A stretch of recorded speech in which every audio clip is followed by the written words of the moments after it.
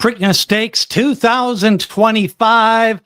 Hi ho, Pimlico. It is the Preakness Stakes 2025, and we are going to take a look at the Preakness contenders, do some handicapping, take your questions because there's a quarter of a mile to go at Pimlico in 2025.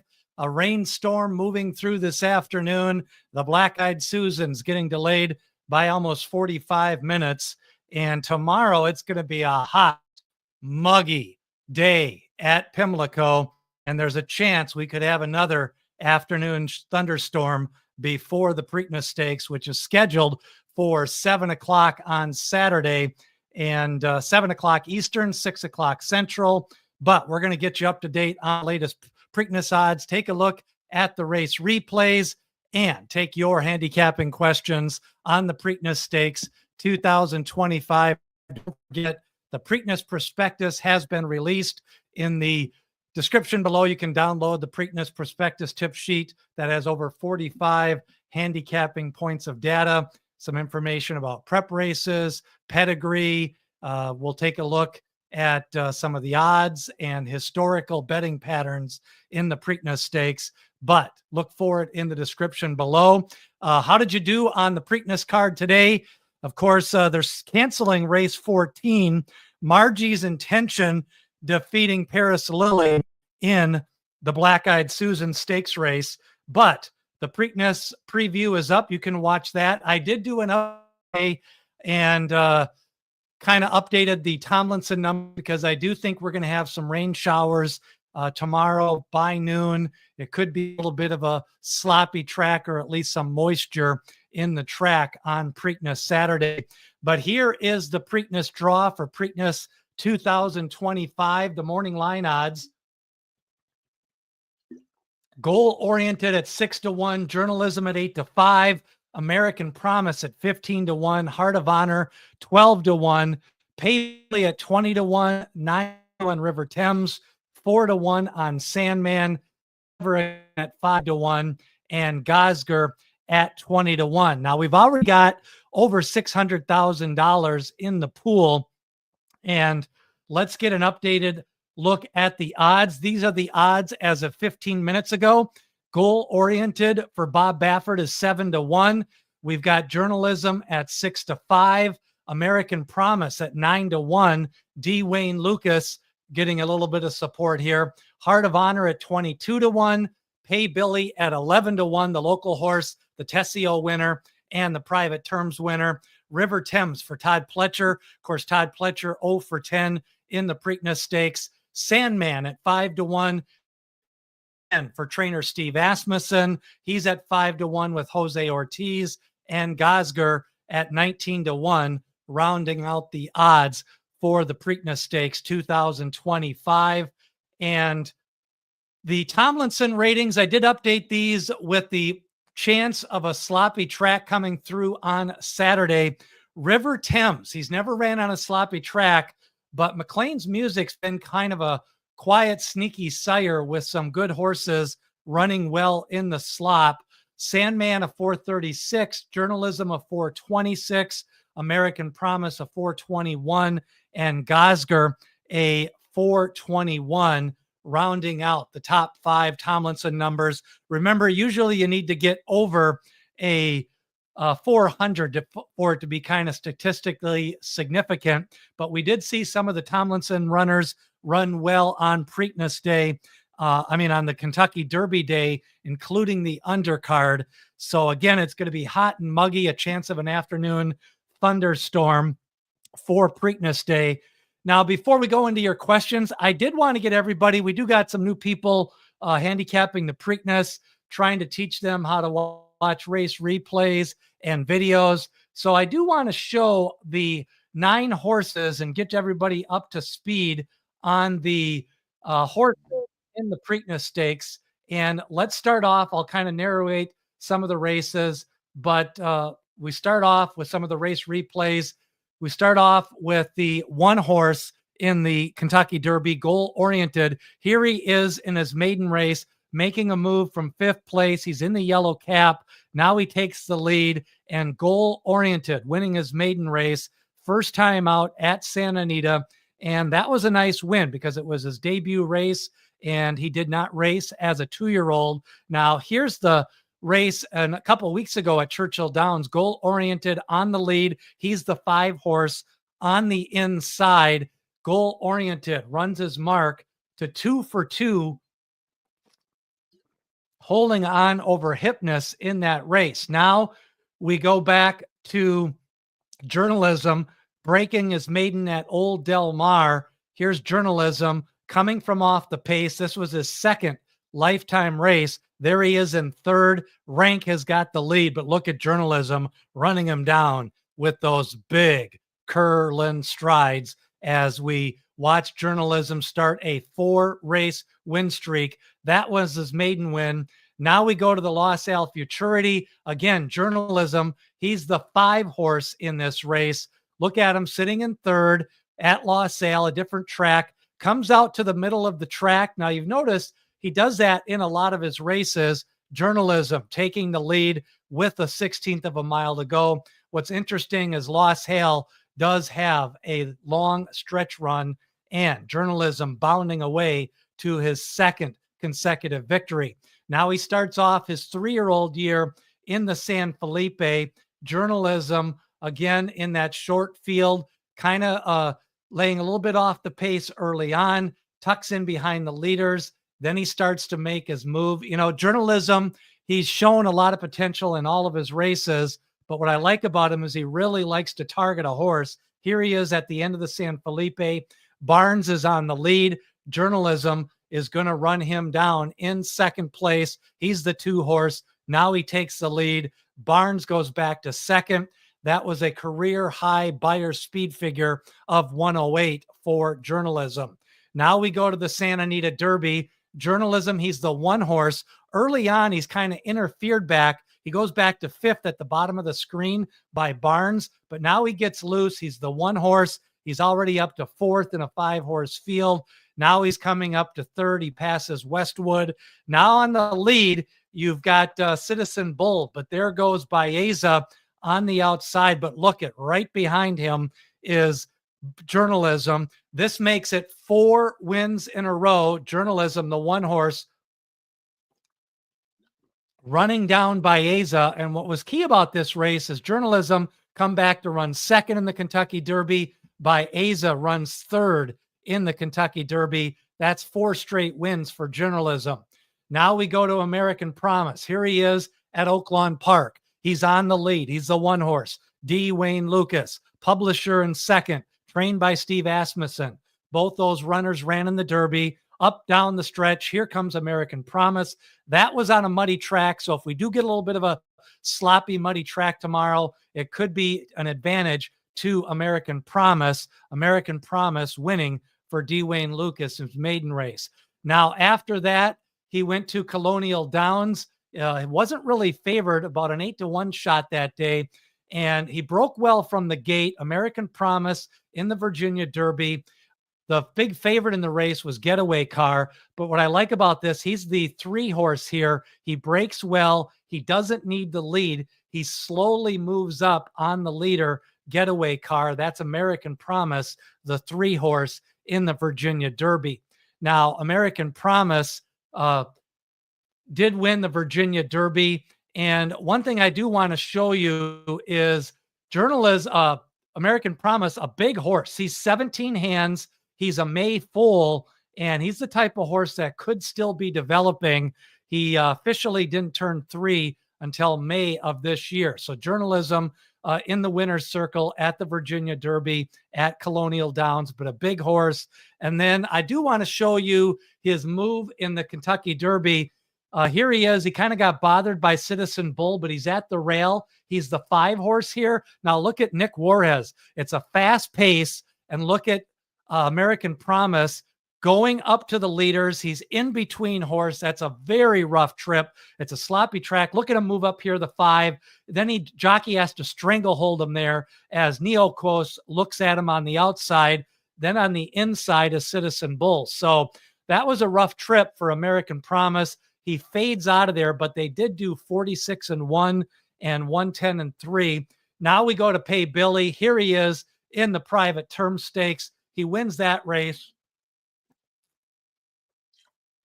drawing off easily. And this is the type of horse that's getting good. This is a 3-year-old getting better with each race. And let's take a look at Pay Billy here in the Tessio Stakes. Again, he's at the rail, got the heart of a champion, saving ground, and he just digs in. Pay Billy, not your typical Laurel horse. He's won 4 races. He did won a third in a maiden race as a 2-year-old.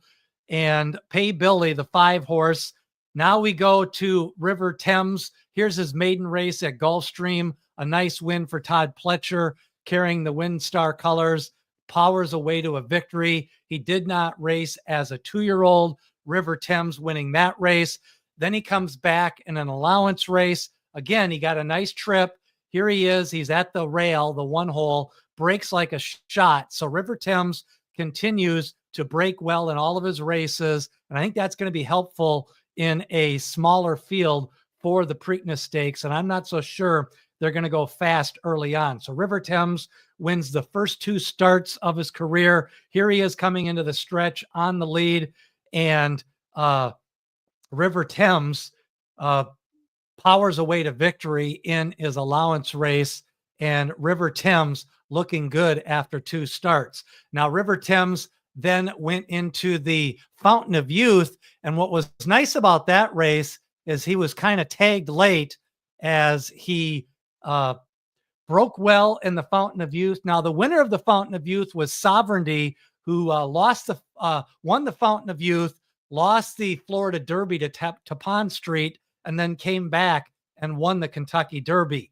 So if you're new to the Triple Crown Trail and you're picking it up here in the Preakness Stakes, here is Sandman winning his maiden. He's the 7 horse in the Preakness Stakes tomorrow. He won at 7 furlongs at Saratoga. He's the big gray on the inside.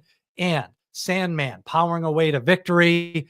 Then he comes back at Oaklawn Park. Here he is, the gray. He cuts to the outside. He didn't have the lead in this race at 1 1/16, and then comes and gobbles up that leader. Sandman, a nice race at 1 1/16. He gets John Velasquez to ride him tomorrow, a switch from Jose Ortiz. Now, here he is. He broke slow in the Southwest Stakes and kind of had some trouble in that race. And Sandman has had a couple of races with some trouble. Here's Sandman right behind the leaders, a fast pace in the Arkansas Derby. He's the big gray on the outside, picking him up, laying him down the lane. Publisher was second. Cole Battle back to third. But Sandman, he kind of weaved and zigged and zagged down the stretch.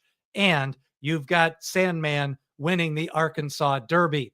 Now, we've got a couple more horses to go here. Sandman winning the Arkansas Derby. And here he is looking at Clever Again, winning his maiden at Oaklawn Park. This was his first race of 2025 off a long layoff, a 300-day layoff for trainer Steve Asmussen. Powerful victory for Clever Again. Then he comes back in the Hot Springs. There he is on the lead. He's the 5 horse. Bob Baffert had the horse on the outside, the 7 horse at even money. But look at Clever Again. Jose Ortiz, all elbows and arms in this race as he's just holding those elbows in and keeping his legs locked. Clever Again winning the Hot Springs Stakes in his last race. Back-to-back wins, comes into the Preakness, a new shooter. Here's Clever Again, galloping full of energy last week at Churchill Downs in his final workout at Churchill Downs.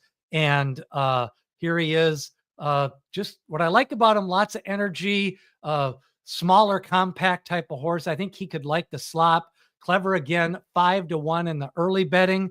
And then now we go to Gazgar, running him down in the lane, Praetor on the lead. But here's Irad Ortiz and Gazgar. Now, Gazgar going to get a new jockey. Irad Ortiz goes to River Thames. Louis Saez going to ride Gazgar. And here's Gazgar to the powerful victory in the Lexington Stakes. You know, he's another smaller horse. Overall, the Beyer speed figure didn't come back really big, but he won it easily. And I think Gazgar just from the looks and the pedigree, I think he can still improve. So Gazgar, he broke well in all three of his races. Visually, I thought he's looked good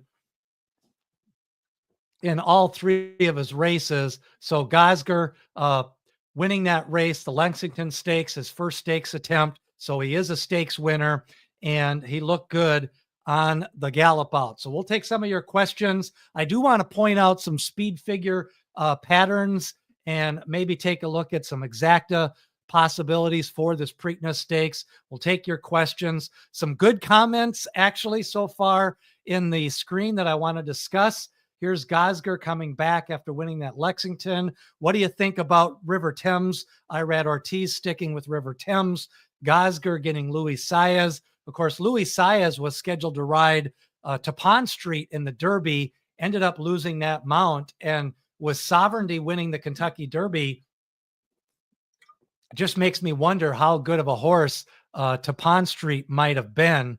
And here's Gazgar coming back to the winner's circle after the Lexington Stakes. So Gazgar, Sandman. Now here's Sandman, and here's the big question, everybody.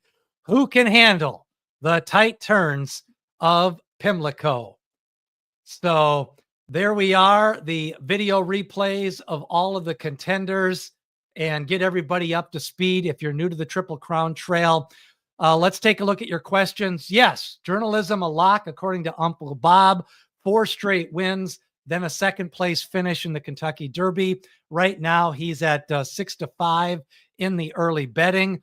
Silver Charm, yeah, I agree with you. American Promise, that was a bold move to the leaders in between horses. That's not an easy trip to win that type of a race. So I think American Promise at 10-1 is at least worth taking a second look at. Now, Goba says 17 hands and uninterrupted race for American Promise. And I kind of agree with that. He made that mid-race move, and then his 2 best races were really when he was able to relax in the Virginia Derby. He relaxed on the lead in that Oaklawn Park maiden race. So if he can kind of just stride out, not have to make multiple moves at 17 hands, I think American Promise just wants to get into a rhythm for the Preakness Stakes. Now, Silver Charm says, Clever again, looks good on the track. Yeah, he's a looker. I don't know if he's going to win the Preakness tomorrow, but he's a looker. Now, I did put out a Preakness speed figure progression video. And again, these are Brisnet speed figures. I like to use them just because I've got a database of over 15 years of Brisnet speed figures. And what you can see is Goal Oriented started off with a 98, and then he went to a 104 in his second career start. Now, River Thames kind of paired up 99s and then regressed back to a 96, but he chased a fast pace in the Bluegrass. Gazgar pairing up 93s in his only 2 starts as a 3-year-old. So I think he can maybe prove forward to about a 97 or 98. Journalism, if you look at the Brisnet scale, he had a 104 in his San Felipe, then a 108 in the Santa Anita Derby, and then a 102 in the Kentucky Derby. So he's got 3 straight Brisnet speed figures over 100. Now, 13 of the last 16 years, the Preakness winner has a Brisnet speed figure over 100. And so we've got journalism this year. We've got Goal Oriented. We've got Sandman. And we've got American Promise with those 4 speed figures over 100. Now, Silver Charm asks if journalism is tired. I wouldn't say he's tired because he ran well in the Derby and he's not heavily raced. In fact, he's had a nice little pattern. 3 races last year. One of them was at 6 furlongs. Remember, he missed some time. He had a viral infection. So he was actually scheduled to run in the Robert Lewis Stakes. He had to scratch out of that. Sandman kind of regressed a little bit in the Derby, but he had some glue-on shoes. He may have had some foot issues in the week of the Kentucky Derby that came out after the fact. And then American Promise with that 105 in the Virginia Derby, but he may have bounced off probably too long of a layoff for, actually journalism was supposed to run in the Robert Lewis. He was sick. He had the fever and then had to took some extra time off and came back in the San Felipe. So those are some Brisnet speed figure patterns. Again, you can use Beyer, you can use Thorograph, but a lot of people like to use speed figure patterns because with 3-year-olds, they're improving and horses can jump up by about 5 to 10 speed figure points between January and April. But one thing I do want to show you is that depending on the speed figures you use, sometimes you have to look at multiple speed figures. And then you have to kind of decide which speed figures you're going to go with because not all speed figures are the same. Some speed figures include pace. Some don't include pace. Some use ground loss. Thorograph uses wind. And here's some examples. So goal-oriented, if you're looking at the Beyer speed figures, which is the bottom number, he got a 91 in both races. So Beyer says that he paired up and he is going to improve. But if you look at the Brisnet speed figures, they say he improved from a 98 to a 104.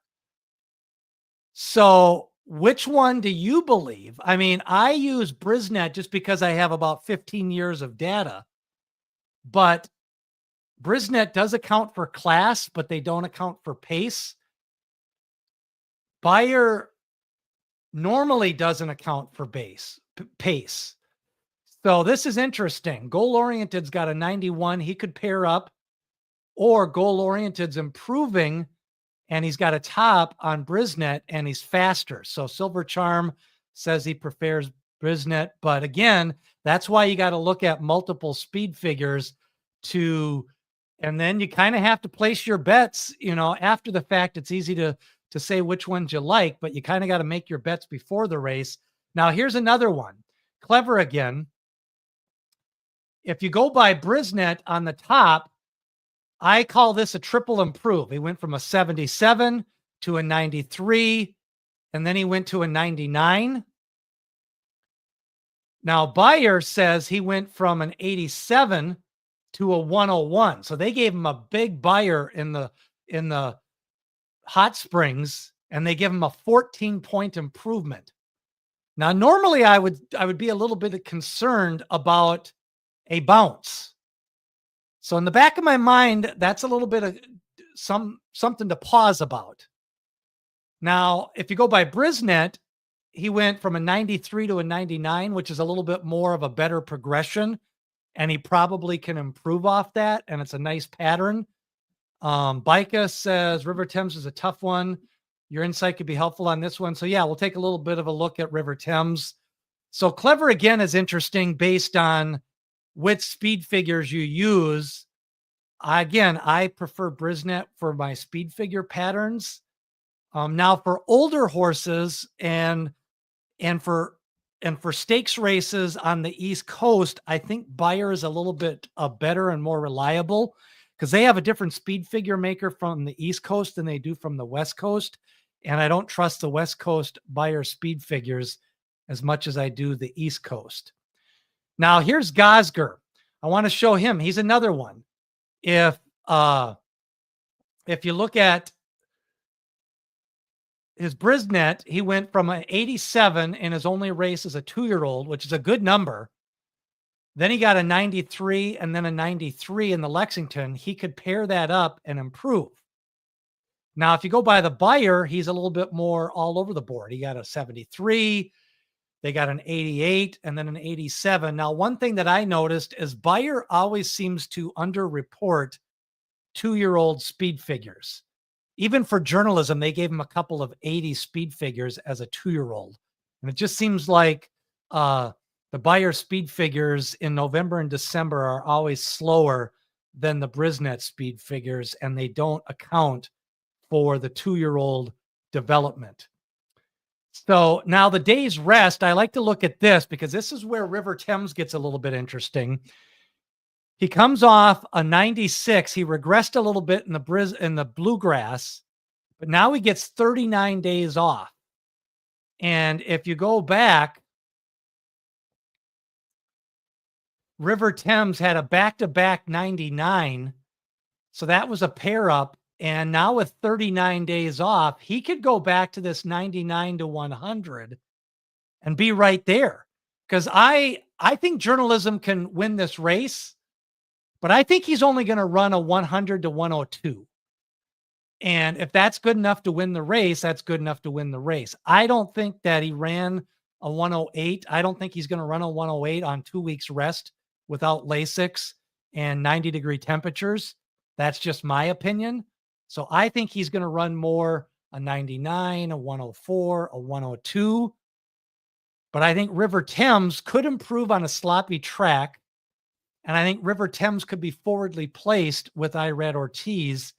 And the price could be good because he's got a 39-day rest.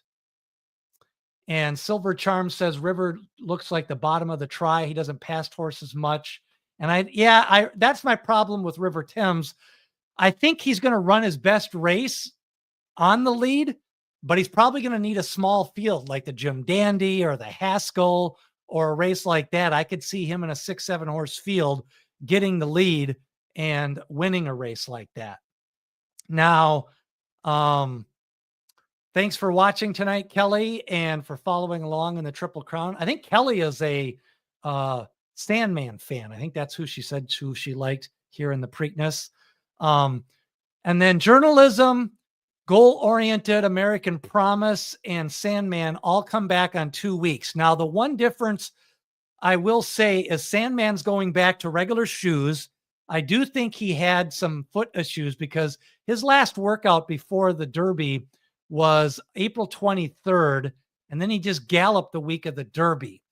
And I think if he gets as a fast track, and they kind of eased up on him down the stretch, and I don't think he ran that hard, whereas I thought Journalism ran really hard in the Derby, made a huge move, was at the rail, went outside, and then took the lead and ran second to Sovereignty, and Baeza was closing in on him late in that race. So Noah Johnson says he likes Journalism. I think he's going to definitely hit the board. I think for a trifecta key, I kind of agree with Noah. I think he's a horse to use as an exacta key and a trifecta key. But in a double, I think I would want to play 2 horses. I plan on playing 2 horses in the Preakness tomorrow. One of them is going to be Clever Again. If we get a little bit of rain, that second horse might be River Thames, if it's a little bit of a sloppy track. If it's a fast track, it may be Sandman or Journalism. I got to see my final picks, but I think Noah's right. I think Journalism definitely could be the trifecta key. Ron's got a clever bet tomorrow. I wonder who that could be. Ted says, watching the workouts after the Derby, Journalism looked a little bit tired to him. Oh, Kelly is on the Journalism band train. All right, Kelly, good luck on the Preakness tomorrow. And yeah, Journalism, what I like about him, a win at Del Mar, a win at Losail, a win at Santa Anita. He ran well in the Kentucky Derby. He keeps his jockey. He keeps Umberto Rispoli. And we've had 6 Derby favorites get beat 6 years in a row, according to Charles. Yeah, so 6 straight Preakness favorites getting beat here. And the last couple of years, it seems like we've had some new shooters come in here to the Preakness Stakes.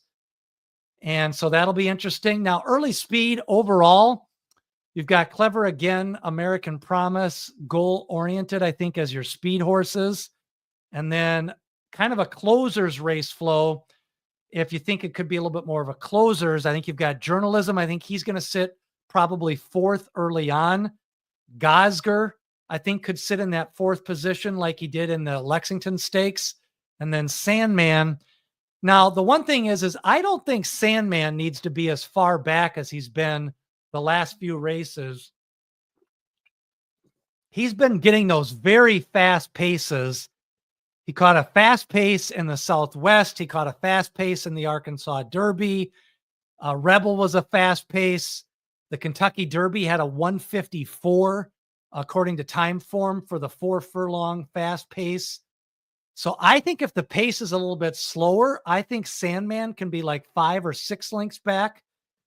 And from there, if he didn't, I think he's a lot more fresher out of the Derby than Journalism. I thought Journalism ran a lot harder. Horse Player Rod says 1269, clever, again, a complete fade. He's going to play Gazgar and River Thames along with Journalism and the Bob Baffert horse, Goal Oriented, 1269. Rocky says, is my dad and have a nice Preakness Stakes future wager. Those are good, always fun. So good luck on those tomorrow.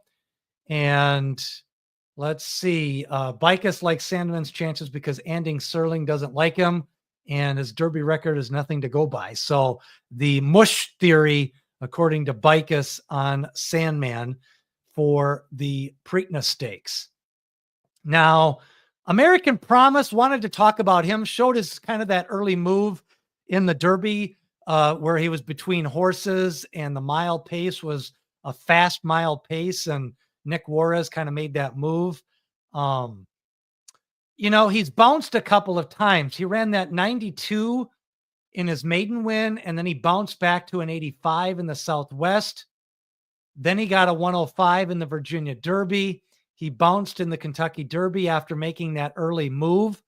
So it's kind of a hard and tricky read with American Promise if he is going to bounce here or if he could be cycling back. Remember, he had almost 49 days off after that Virginia Derby, and that's just too long of a time. Remember, originally they were going to run him in the Lexington Stakes, and American Promise had 49 days off before the Derby. Now he turns around, cuts back that little bit in distance, and overall, when you look at his speed figure, the one thing about American Promise is he's ran 10 times, but he's had rough trips in about 3 of them. And some of his better races have been not at Churchill Downs. So I think American Promise probably hasn't run his better races at Churchill Downs. Now, last year, Dwayne Lucas did win with Seize the Gray on a turnaround from the Pat Day Mile and the 14-day turnaround back to the Preakness Stakes. Plus, it was a sloppy track. And so I think Dwayne Lucas is one of the few trainers that can get a horse to come back on 14 days rest. Now, Bob Baffert's got 8 Preakness winners. Dwayne Lucas has got 7. Bob Baffert's got Goal Oriented, and Dwayne Lucas has got American Promise. Another thing to look at in this race is the jockeys. Flavian Prat, of course, winning the Black Eyed Susan. He's got Goal Oriented. Irad Ortiz going to be riding River Thames. Jose Ortiz riding Clever Again. We've got Luis Saez overall riding the Gazgar, and then you've got Juan Hernandez not in this race. 80s Baby says going to go with 128 Trifecta Box. Could be a good bet with Goal Oriented and Journalism, and then going to play Clever Again. Hot Rod says Goal Oriented coming in on a paired 4s. Could be on the Thoroughgraphs, it looks like. River Thames coming in on a 5-5-3-2. Gazgar going down quickly. Nice one. Gazgar, according to Thoroughgraph, going down quickly. 9-5-4. See, and that's where you got to look at the different speed figures, because I think the Beyer speed figures for Gazgar are just don't reflect the talent. When you go back to Gazgar on the Beyer scale, they've got him as a 73, 88, 87, and Hot Rod says the Thoroughgraph has got him going from a 9 to a 5 to a 4, and that I think is a little bit more realistic. And then River Thames, he can move a little bit forward, but another one that if he just runs his 4 or 5, that could put him in the trifecta. And I think he's the type of horse that could improve a little bit if we do get a sloppy track. Now, one thing to note, I did look up the pedigree on Goal Oriented, and the mare on that horse is Busy Caroline, who was a stakes winner on the turf. But these are her other foals. She had a foal by Quality Road, one by Malibu Moon, Union Rags, and Twirling Candy. And a lot of these horses have been running on the turf. So it makes me wonder long term if Goal Oriented, you know, it's only his third race. He's a big horse, did not run as a 2-year-old, but is turf going to be in his future for Goal Oriented, or maybe that's where he's going to run his best races? So kind of interesting. They've been breeding him to some dirt horses. They've been getting some turf horses. The mare was good on the turf.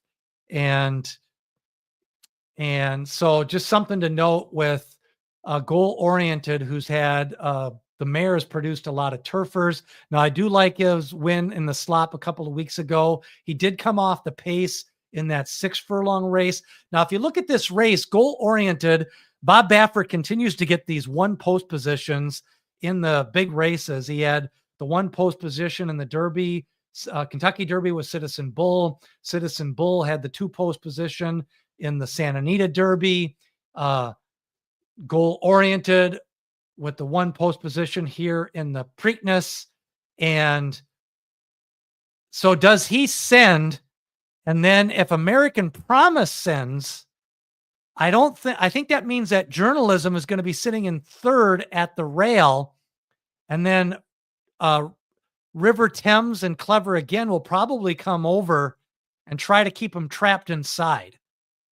And then you're going to get a slow pace, because I don't think we're going to go very fast unless we get a sloppy track and somebody wants to go early on. But Journalism's going to have to work his way out of that rail trip. And his best races when he's made those moves out west was when he went outside for the stretch run. In his maiden win, in his San Felipe win, he ran down Barnes. And in that Santa Anita Derby, he ran down Baeza on the outside. Even in the Derby, he was inside, then made that slingshot move to the outside, and then was outfinished late by Sovereignty after taking the lead. So I think Journalism wants to try to get into the clear and get to the outside.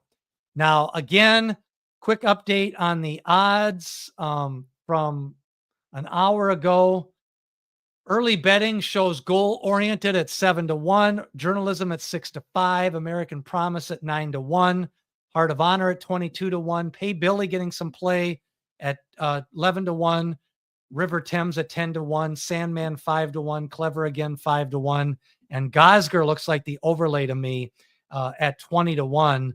And I think he'll come down maybe to 15 or 16-1, but that might be a horse that I play a few daily doubles in.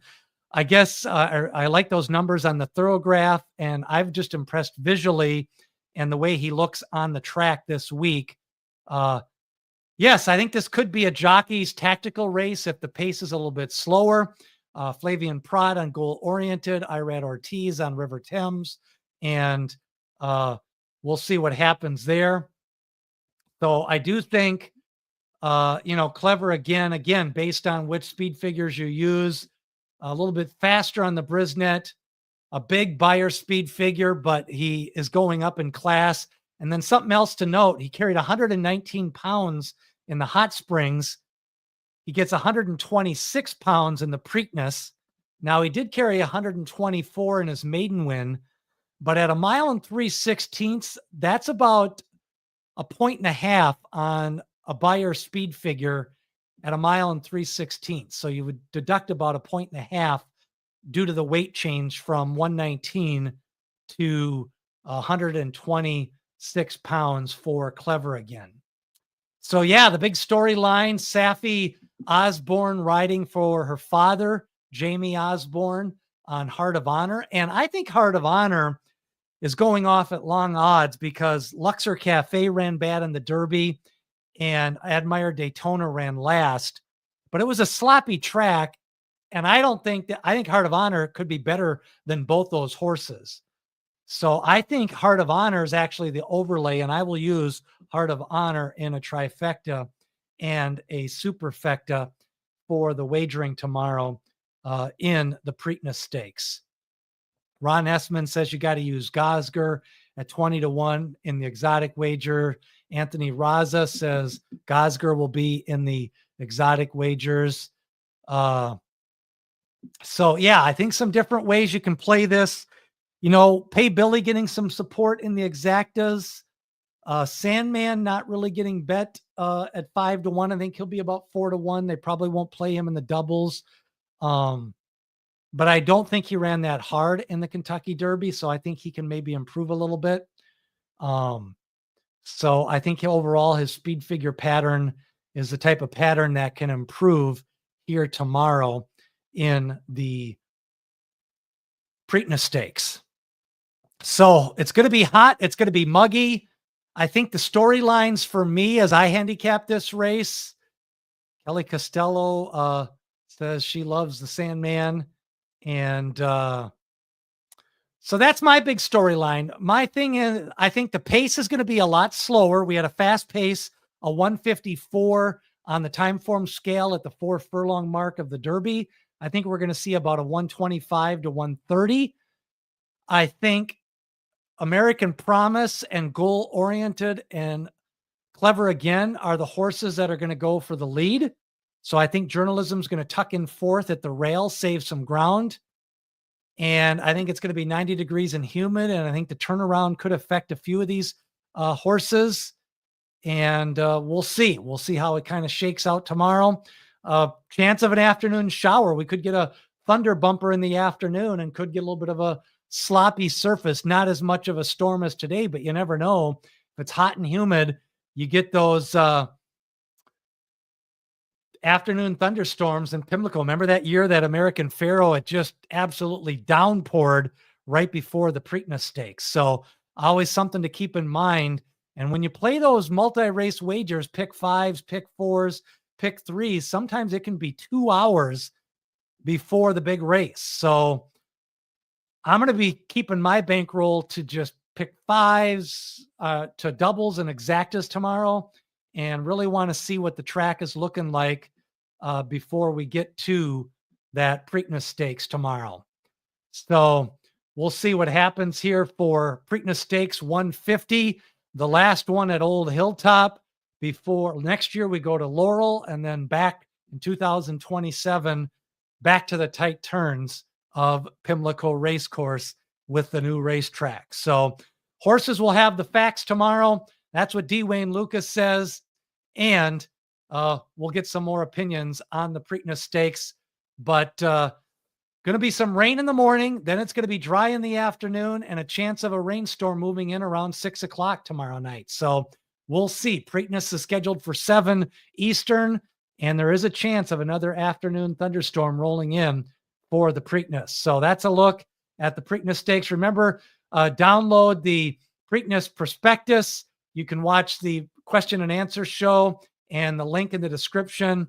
Pick your own Preakness horse, and let's take a look at that Preakness Stakes tomorrow, 2025. Good luck, everybody, on the Preakness Stakes. Remember, people have opinions, horses have the facts.